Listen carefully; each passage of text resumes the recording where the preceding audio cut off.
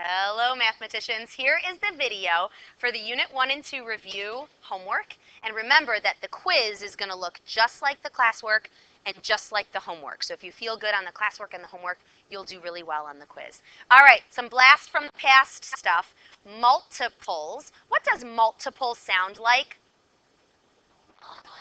Multiply, yeah. So if we multiply 4 by all of the counting numbers, those are multiples of 4. So if we think 4 times 1 is 4 times 2 is 4 times 3 is 4 times 4 is 4 times 5 is, and so on and so on and so on. We could even think, what's 4 times 100?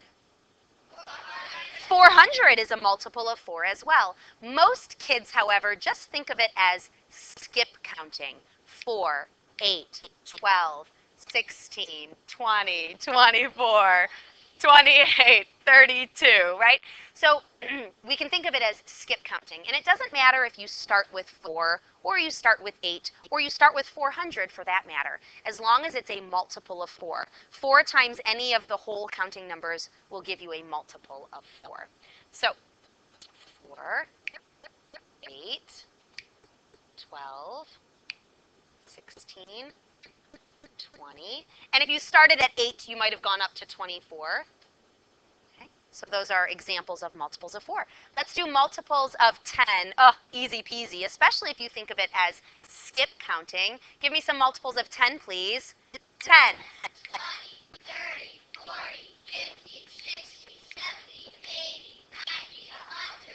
And of course, we could keep going and going and going. And it doesn't matter if you start at 10 or start at 20 or start at 1,000 or start at 1,000,000. Those are all multiples of 10. 10 times any of the counting numbers will give you a multiple of 10. What do they all end in? Yeah, anything that ends in a 0 is a multiple of 10. And of course, we could keep going. All right, number 2, list the factors. Somewhere under the rainbow, factors fly. To get a product, they're the numbers that you multiply. So I'm thinking, what times what equals 2? And we can either write it like this, or we can just list them. Either way is fine. And if a number only has 2 factors, it's totally a prime number. 1, 2, prima donna. So we're going to circle that it's a prima donna prime.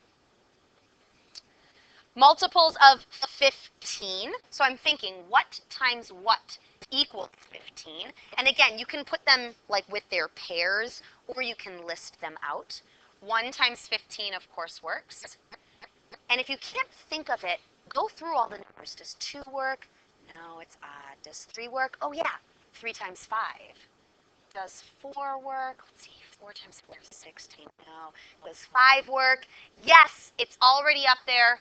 That's when you know you've got them all. And of course, if it has more than 2 factors, it's composite. Oops, I wrote a 4. Silly Mrs. Judson. Okay.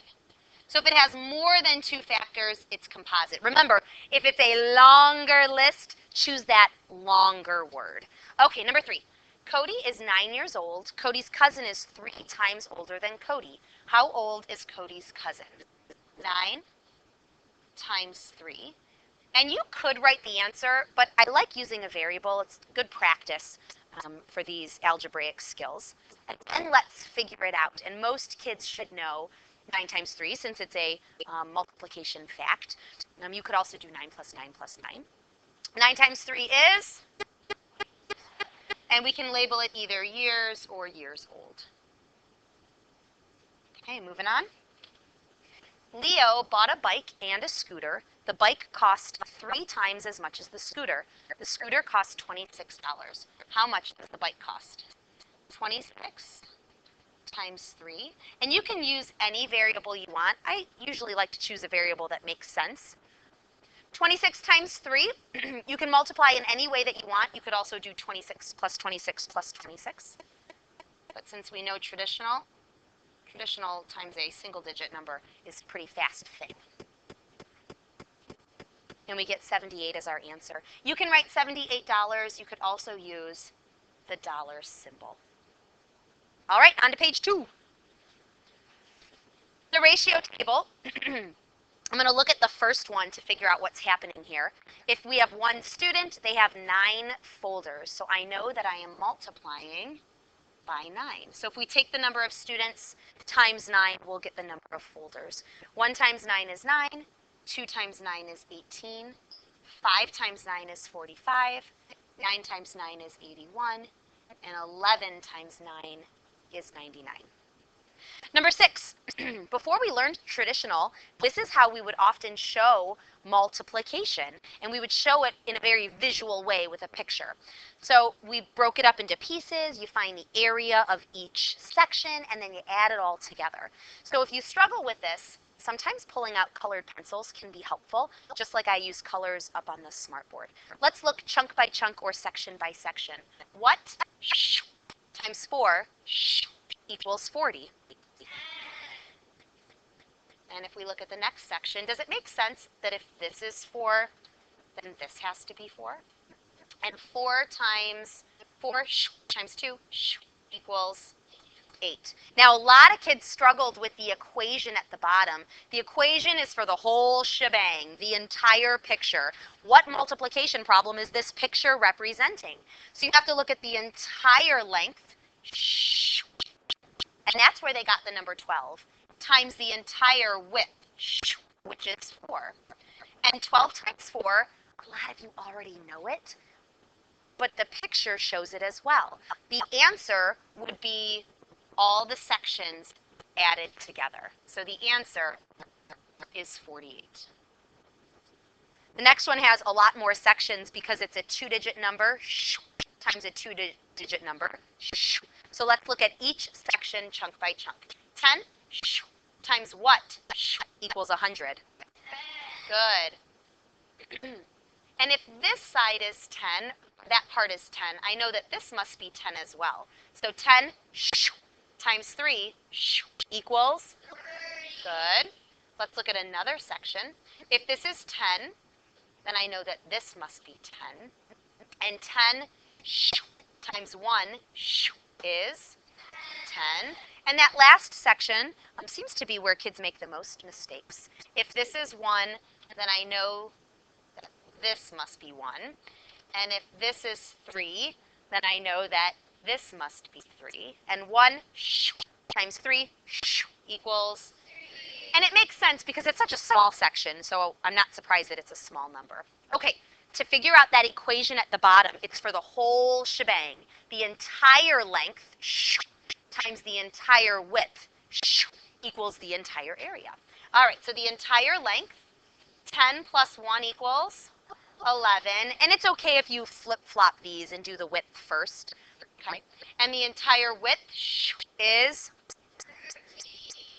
now I don't know what 11 times 13 is in my head, but this picture shows me if I add the area of all the sections, it will equal the answer, because that's what this picture is showing.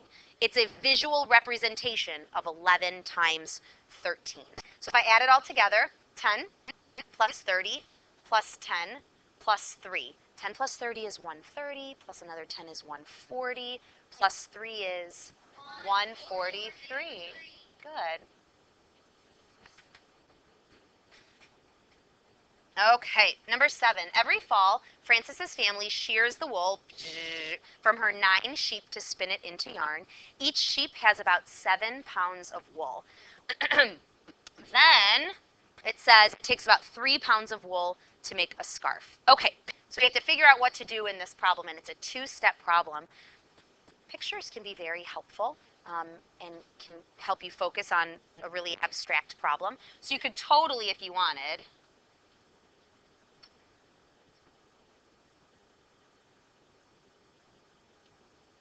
fluff on her hair too. Okay, you could totally draw a cute little sheep, and I know that there are 9 of them. You don't have to do this at all, but do you see how you could totally draw a picture? And in each of those sheep, you could write a little tiny 7 in there. So a picture can be very helpful. Okay. Let's get rid of this guy.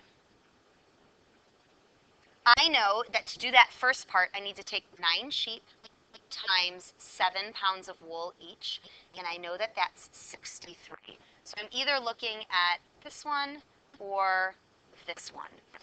Because after you shear all that wool, you then divide it up to make scarves, and it takes 3 pounds per scarf, I know that it's going to be divided by 3.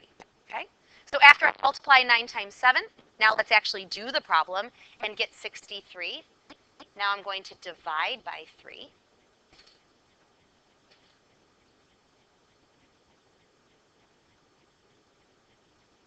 To get a final answer of 21. So from all those sheep, we were able to make 21 scarves. All right, the very bottom, we're going to complete the equations. We don't need to do traditional. We don't need to do any algorithm or method really, because they're all basic facts with zeros, and those are called extended facts. If we know our basic facts and we can count how many zeros there are, we can easily do this last section. 6 times 7 is 42. 1 on the left. The second one, I kind of have to not go backward, but figure out what's missing. So I'm thinking 8 times what is 56? And I know 8 times 7 is 56. Now I'm going to look at the zeros. I see 1 on the left, and there's already 1 on the right. So it's already balanced. There's 1 extra 0 in the problem and 1 extra 0 in the answer. So it's just 7. The third one, a lot of kids know that when you multiply by 10, you add a 0. The more sophisticated way of thinking of it is you move the decimal over and fill in a 0. That'll help you in 5th grade. But it's okay right now to think when you multiply by 10, you add a 0. So a lot of kids can just see that the answer is 36. You could think of it this way as well. What times 1 is 36? And of course, 36 times 1 is 36. 1 on the left. Good. Let's move down to that last row. 100 times 3 is 300, and a lot of kids can just see that without any explanation. But you could also think 1 times what is 3, and 1 times 3 is 3. 2 on the left. Good. What times 50 equals 2,500? So I'm thinking what times 5 is 25. So I'm ignoring the zeros and just focusing on the basic fact. 5 times 5 is 25. I see 2 zeros in the answer and only 1 0 in the problem, so I need 1 more. And then I'm going to double check. 2 on the left to match the 2 on the right. good, so it's got to be 50.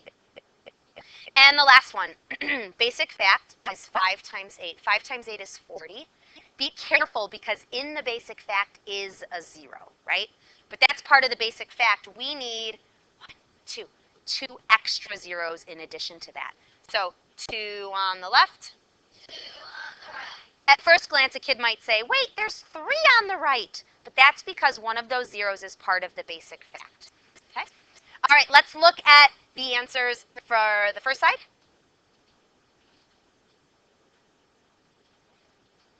And the answers for the second side. Oops, I think we just froze up here. I think we got the gist of it, though. We're going to stop the video. Thanks, guys. I'll see you in class.